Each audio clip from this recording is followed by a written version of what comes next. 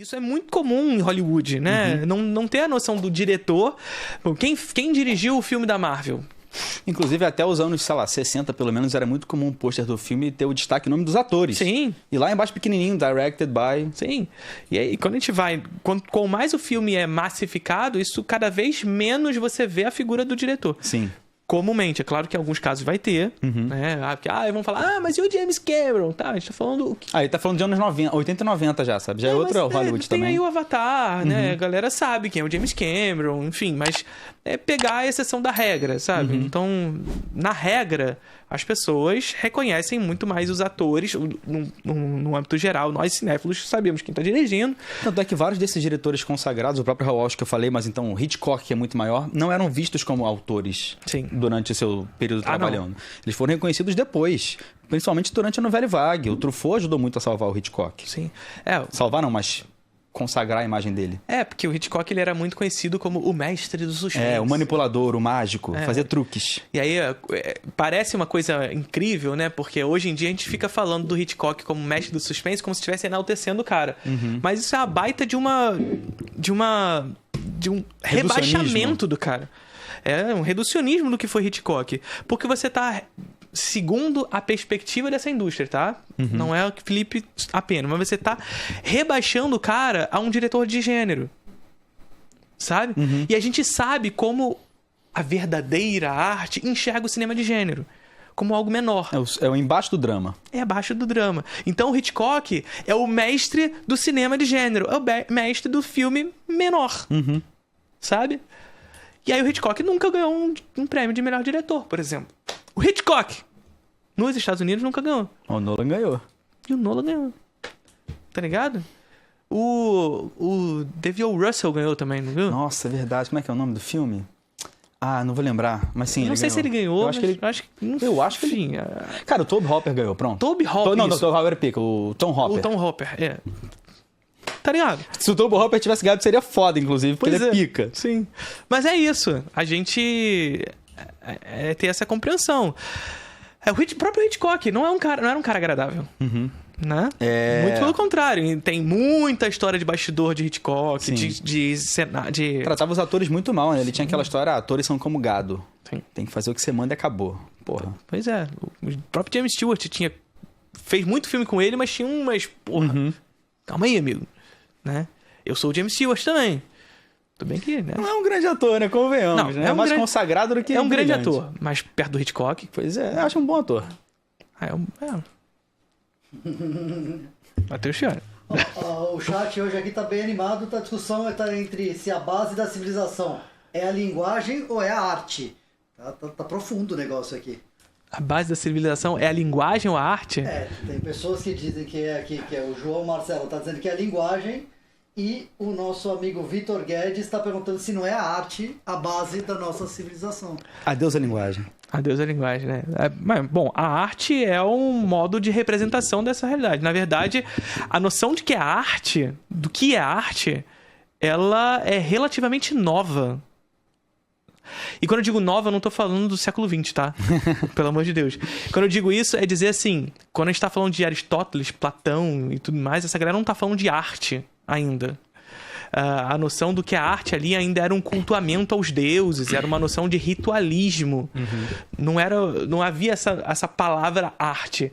Existia uma noção de que o que a gente concebe hoje como arte era necessário à vida, porque nós somos seres, segundo essa galera, essencialmente representativos. Se você até pensar no Egito Antigo, a arte no Egito Antigo surgiu como um culto à morte. Sim. Todo o processo de uso de sarcófagos, de mumificação, tudo isso era um culto à morte, virou a arte deles, mas eles não pensavam dessa maneira. Perfeito. Eu não gosto muito dessa noção essencialista da arte, como essa visão, mas é mais ou menos isso. Existe uma essencialidade do humano pela representação. Inclusive é o lugar onde até o André Bazin vai pegar para fazer a teoria do mito do cinema total, né? Esse lugar de que nós somos seres da representação, e nesse sentido a técnica, o desenvolvimento da técnica vai em direção ao realismo, a tentar fazer com que essa representação crie esse duplo da realidade, o duplo da natureza. Eu acho que esse lugar de onde parte o Bazin eu não curto muito. Mas até aproveitando essa boa discussão aí do chat, deixa seu superchat, seu live pix, deixa um recadinho pra gente. Deixa. Perguntas, críticas, discordâncias, no final do programa a gente responde os live pix, superchat e o Diego lê pra gente aí no meio do... Se tiver coisa do superchat a gente lê agora, mas live pix a gente lê no final. Sim, já estamos até com o microfone. O Problema está dizendo aqui que a base da civilização é o trabalho. A linguagem é talvez a segunda estrutura dominante. Mas é porque a grande questão é que a linguagem ela determina também o trabalho. O trabalho também é linguagem. Né?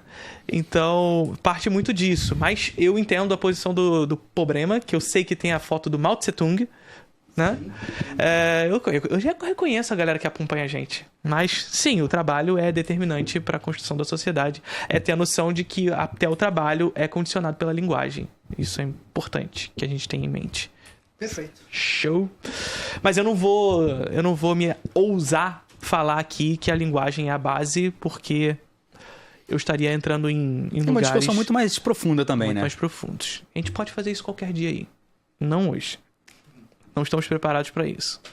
Né? O que mais tem de legal aí no chat, Focas? Fiquei curioso agora.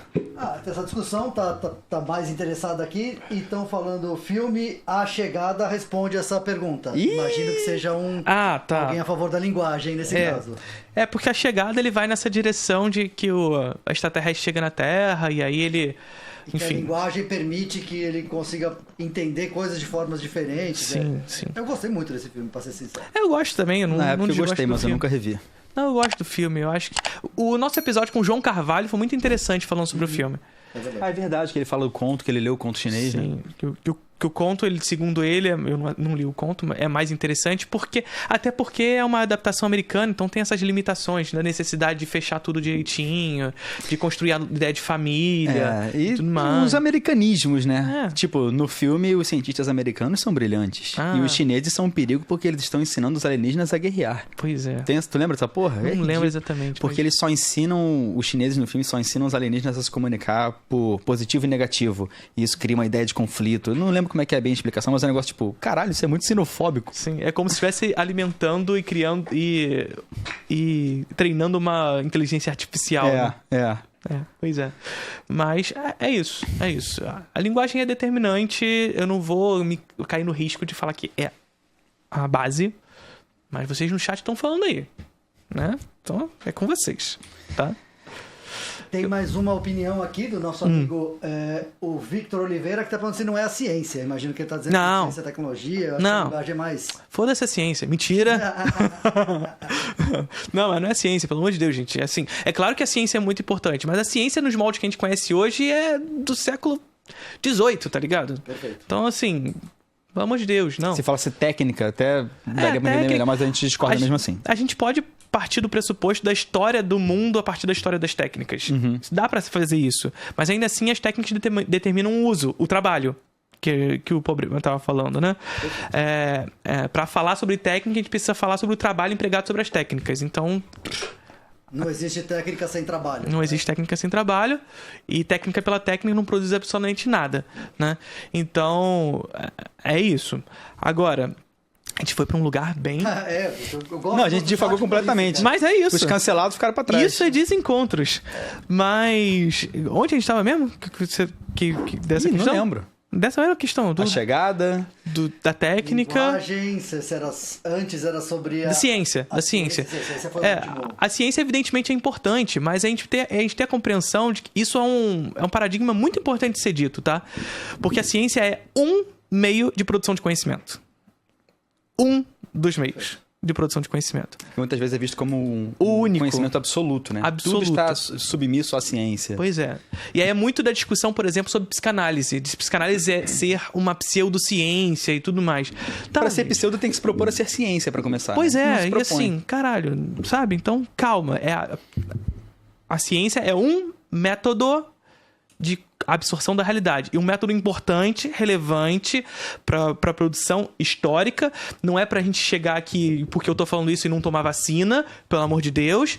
É lógico que tem que tomar, a ciência está falando, é importante ser dita. Agora, é ter a noção também que essa ciência é produzida dentro de um contexto histórico. Quem alimenta, quem financia essa ciência e financia a um interesse específico, tudo isso. E ficção científica não deveria, teoricamente, ser chamado de ciência, mas é uma boa maneira de você entender, ou pelo menos criar coisas importantes para o mundo, e uma parte da base, né? Que a gente funciona por narrativas, Sim. né? A própria ficção científica não é ciência, mas é extremamente importante. Sim, com certeza. Assim, dessa discussão, a gente pensar, por exemplo, que... Isso eu tô entrando nesse assunto porque parte disso foi tema da minha dissertação de mestrado. Mas...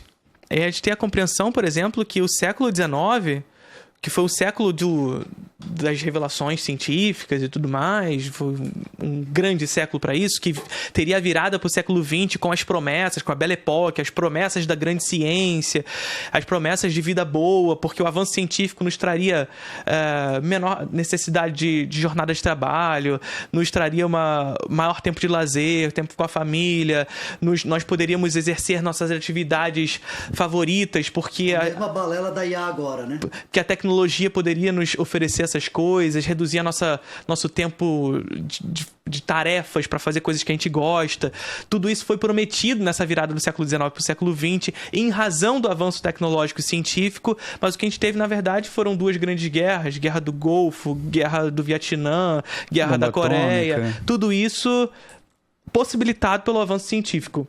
E quando eu digo isso, eu não estou falando que a ciência é culpada por isso. É ter a compreensão de que é a ciência usada dentro de um sistema ideológico específico. Percebe? Uma ciência que é usada dentro desse sistema e que possibilita que ela seja usada para isso. É Oppenheimer, por exemplo. Sabe? É a gente pensar a lógica da bomba atômica. O cara é um gênio, criou a bomba atômica e foi usado para que foi usada.